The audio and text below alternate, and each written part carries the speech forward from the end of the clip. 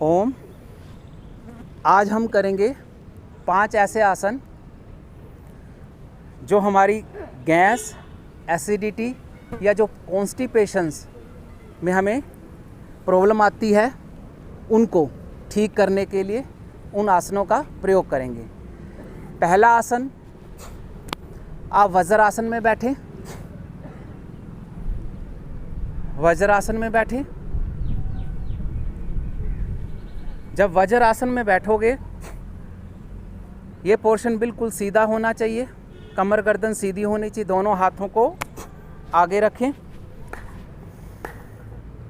यहाँ पे अगर आप बिगनर हो, नए हो, तो 5 सेकंड का होल्ड रखें, फिर 10 सेकंड का होल्ड रखें, फिर धीरे धीरे धीरे इसको बढ़ाते हुए 20 सेकंड, 30 सेकंड, फिर 1 मिनट पर ले आएँ। पर जिनका निरंतर अभ्यास होता रहता है वो 5-5 मिनट भी इस आसन में बैठे रहते हैं। तो जितना ज़्यादा निरंतर अभ्यास करोगे उतना आपका फ़ायदा होगा कॉन्स्टिपेशंस में, एसिडिटी में, या जिनको गैस बनती है उनमें। अगर आप ये कभी भी कर सकते हो, चाहे खाना खाने से पहले या खाना खाने के बाद, कभी भी कर सकते हो। अगर जो रात को खाना खाने के बाद सैर नहीं कर सकता, वॉक नहीं कर सकता, तो वज्रासन में आप बैठ जाएं। अगर वज्रासन में आप बैठते हैं 10 से 15 मिनट, तो कम से कम आपकी 2 या 3 किलोमीटर की सैर हो जाती है, वॉक हो जाता है। इतना उसका इम्पैक्ट पड़ता है आपके बॉडी पे। अगर कोई कहता है कि मैं वॉक नहीं कर सकता, तो खाना खाने के बाद आप इस पोजीशन में बैठ जाएं। ये आपका वज्रासन है। क्लियर? दूसरा, अब हम दूसरा आसन करेंगे। अब दूसरे आसन में मल आसन कहते हैं। इस अवस्था में बैठ जाएंगे। जब आप सुबह उठते हो, पानी पीते हो, अगर जिनको कॉन्स्टिपेशंस की प्रॉब्लम है तो पानी पीने के बाद आप मल आसन की स्थिति में कुछ देर के लिए बैठ जाएं। और इससे क्या होगा कि आपका जो मल विसर्जन है वो बड़ा ही अच्छे ढंग से होगा। बड़ी आंत, छोटी आंत में सफाई हो जाएगी। आप एक आसन ऐसे है, फिर दूसरा इसको ऐसे भी कर सकते हो। ये वेरिएशन है उसका। इस आसन में बैठ जाएं, मल आसन में बैठ जाएं। जिनको गैस, कॉन्स्टिपेशन या एसिडिटी की प्रॉब्लम है, कुछ देर के लिए बैठें, जितना होल्ड कर सकते हैं बैठें।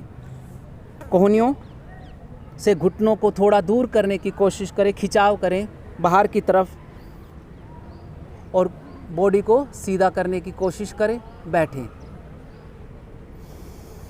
फिर धीरे धीरे वापस आ जाएं।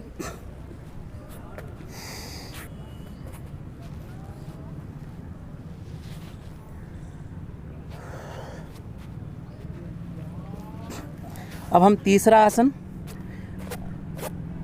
कभी भी आपके पेट में जब गैस बनती है तो आप पेट के बल लेट जाएं और हाथों को सामने रखें, और चेहरा चाहे राइट हो, लेफ़्ट हो, या ठोड़ी ज़मीन पे लगी हुई होनी चाहिए।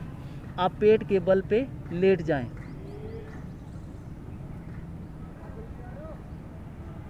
कुछ समय ऐसे ही लेटे रहें।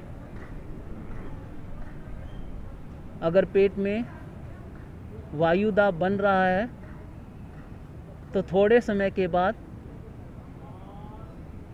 रिलीज़ हो जाएगी वायु।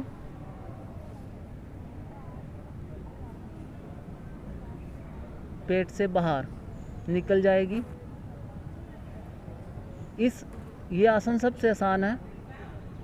इस अवस्था में कोई भी लेट सकता है, कोई भी रह सकता है। जितनी देर रुक सकते हैं इसी अवस्था में रुके रहें। उसके बाद वापस आ जाएं।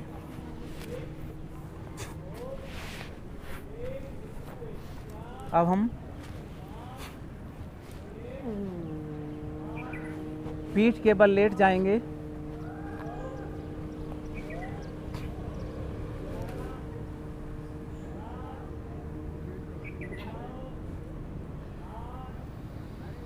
गहरी लंबी श्वास भरते हुए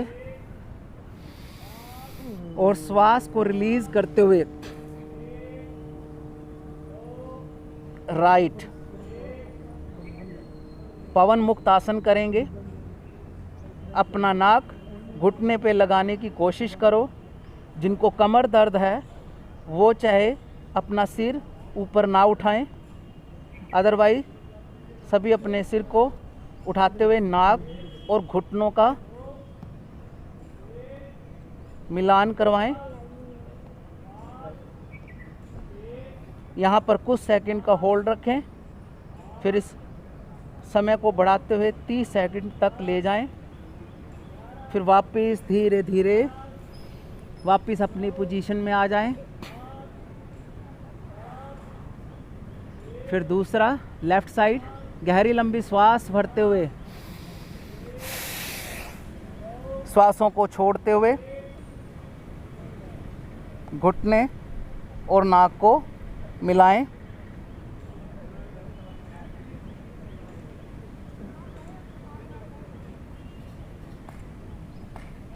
फिर धीरे धीरे वापस आ जाएं।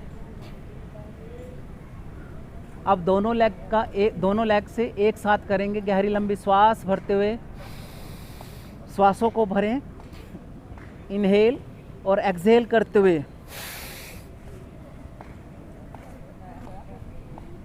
दोनों घुटनों के बीच में नाक को लगा दें।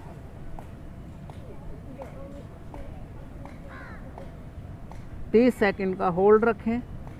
जिनसे नहीं रखा जा सकता वो 15-15 सेकंड के 2 होल्ड रखें।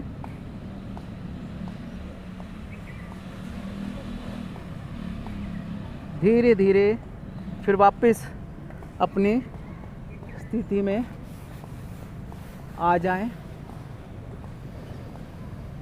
फिर गहरी लंबी श्वास लें। फिर बाईं करवट लेते हुए बैठ जाएं।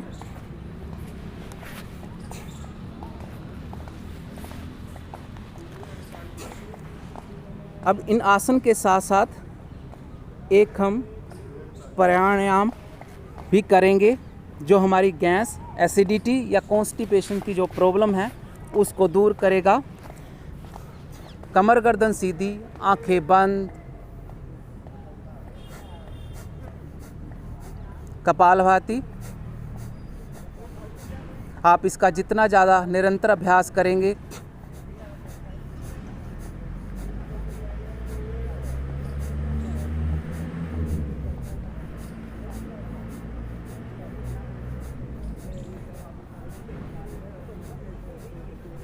आंखें बंद, कमर गर्दन सीधी रहें। धीरे धीरे निरंतर अभ्यास करते रहें। ये थे कुछ आसन और एक क्रियाएं जो जिनको गैस, एसिडिटी या कॉन्स्टिपेशन की प्रॉब्लम है वो इन आसनों का निरंतर अभ्यास करें और अपनी जो प्रॉब्लम है उससे निजात पाएं। तो आज का सत्र यहीं पे समाप्त करते हैं। आप यूनि योगा के साथ बने रहें। ओम। सब्सक्राइब करना ना भूलें।